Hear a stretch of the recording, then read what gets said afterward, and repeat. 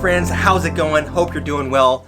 So I'm at my friend Phil's house. You might have seen him on Instagram before. If you check out a lot of cool Instagram pages, it's Filthy Tanks, and that's spelled P-H-I-I-L, like Phil. So Filthy Tanks, I'll put a link down below, and I'll probably put something right here. And then he's also on YouTube as well, Filthy Tanks. So anyway, Phil lives only about 5 minutes from my house here in San Francisco. He happens to work at one of the local fish stores, one of these stores that I like to frequent at 6th Avenue Aquarium. And anyway, so I came over today to film his fish room. I've never been here. I'm also going to pick up some Discus. But Phil has 33 tanks in his home, ranging from really tiny little nano systems to a couple 29s. He's got a pond out back as well. But this is the first time I've been here, and when I say fish room, this is a fish room, not like my fish room, which is like a basement, or not like someone's converted garage or something. This is his bedroom. He sleeps in here. There are like 25 or so tanks in this room alone. It's hot in here. So anyway, we're gonna go ahead and walk around the room, check out some of these tanks, some really cool fish, some rare stuff, some common stuff. He does a lot of breeding, and we'll check out some check out some cool things, and also make sure that you check out Phil's channel, and the link will be down below. Alright, so this is my blue diamond discus tank. I recently got these guys a couple months back. A customer had been breeding a bunch of them and actually wasn't able to sell them like he thought he was, and ended up just giving me a whole bunch for a very, very nice price. I actually ended up just mostly trading him frozen bloodworms in exchange for a lot of them. How many are in here? There's about, I think, 25 right now. I originally got 32, I think, and I've been moving some slowly over to the 150 gallon at my brother's place to give them more room. How big is this tank? This one is only 29 gallons. So I do 25 discus in a 29 gallon tank. I do a huge water change, usually 50 to 70% every day, sometimes every other day. And I feed them anywhere from 2 to 6 times a day. Lots of live worms and frozen foods. And also they really like these little tetracolor granules, but I try and stick more to the live and frozen foods. There's also, as you can see, a red-tailed shark in there with them. He's going to be moving over to the 150 soon. And I also have 2 plecos in there, and there's some zigzag and peacock eels. So this tank is another 29. It's mostly for my redback wild type angels, and there's also 2 Altum angels in there. But it also temporarily has some of these discus, which are they have some pigeon blood in them, and I can't remember what else they're crossed with. I got them from a customer, and they're too big for this tank, I think, especially the larger ones that are kind of hiding in the back. They've only been in here for a few days while I figure out where they're going next. Let's talk about those breeder boxes here. Yeah, so I have these breeder boxes attached to them where I have lots of molly and platy fry, some guppy fry as well, all of which I rescued from our store where they breed a lot, and then the babies that don't get eaten get sucked up into the overflow, and I rescue them and bring them home, give them another shot at life. And when they get larger, like some of the ones in here, I'm going to bring them to the fish club for a new chance at life at somebody else's house. Awesome. Okay, so this little one, this little tank used to be on my desk at my last job when I worked in mortgage banking, and it's got clown killifish in it, and some blue bolt shrimp, and a couple jewel killifish. So this is my female betta sorority. Most of these are rescues from people come in the store and drop off bettas all the time, which are either in bad condition or they just can't keep them anymore. So I usually rehab them and later find a new home for them. But most of these females I've had for quite a while. And there are also some cherry shrimp and some snails, and I think there might be 1 or 2 rainwater killifish. So this is my metallic half-beak tank. I've got some of them up here, and they've been breeding, and I usually try and catch the babies out, though they do eat a lot of their own babies. But there are 2 of the babies in here that have been growing up and are almost the size I can release them back into the main tank. And there's also a lot of tangerine tiger shrimp with a few other kinds of shrimp mixed in with them.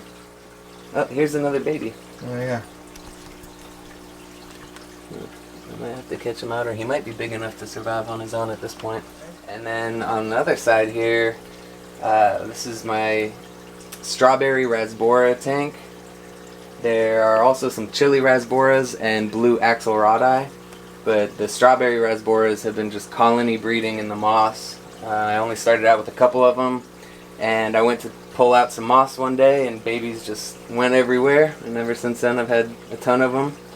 There are also some yellow King Kong shrimp and blue Neocaridina somewhere in there, but since these guys have been breeding a lot, there's not that many of the shrimp left.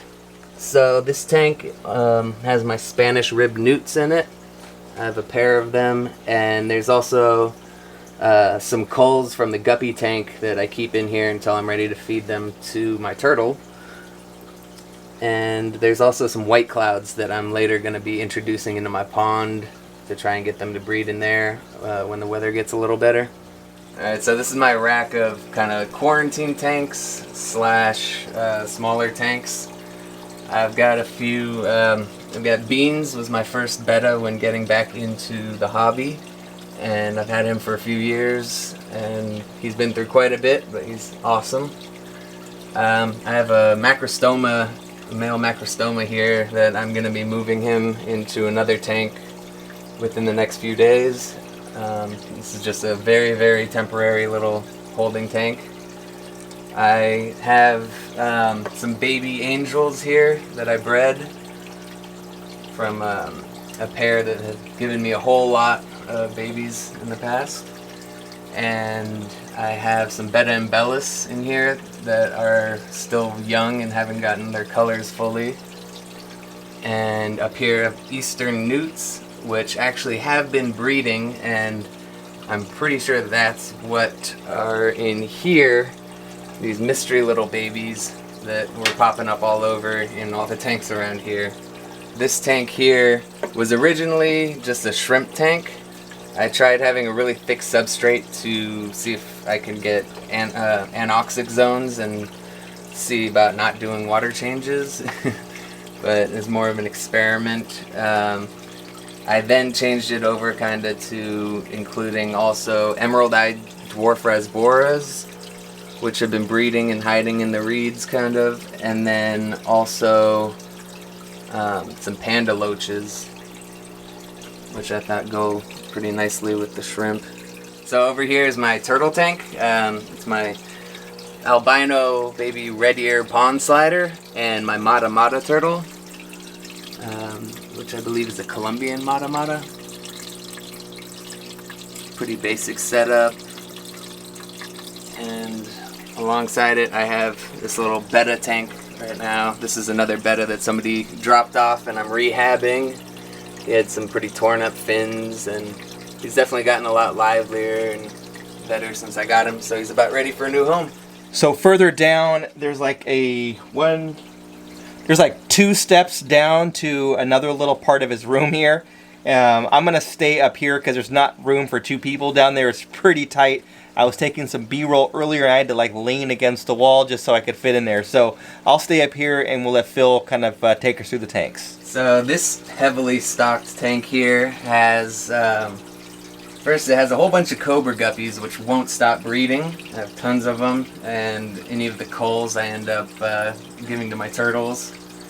And I also have all the angels that I've raised up that were born from my breeding pair of angels, which unfortunately passed away a little bit back due to a really bad bacterial infection that It's kind of a long story. Because of how heavily stocked it is, I have additional air stones and I do water changes about every day.